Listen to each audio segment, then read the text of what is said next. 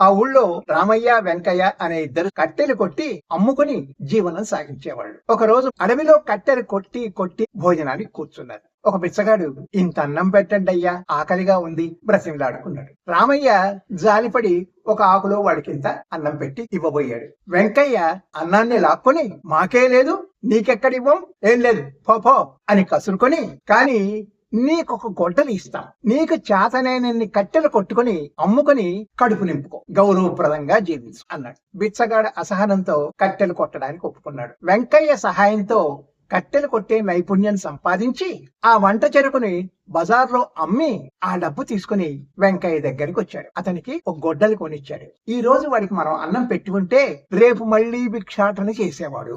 ఇప్పుడు అతనికి కట్టెలు కొట్టడం అనే నైపుణ్యం అబ్బింది. తా బిచ్చం ఎత్తుకోకుండా తన ఆహారం తనే సంపాదించుకోగలుగుతాడు. చేపలు ఎవరికి ఊరికే ఇవ్వద్దు, చేపలు పట్టడం నేర్పించండి.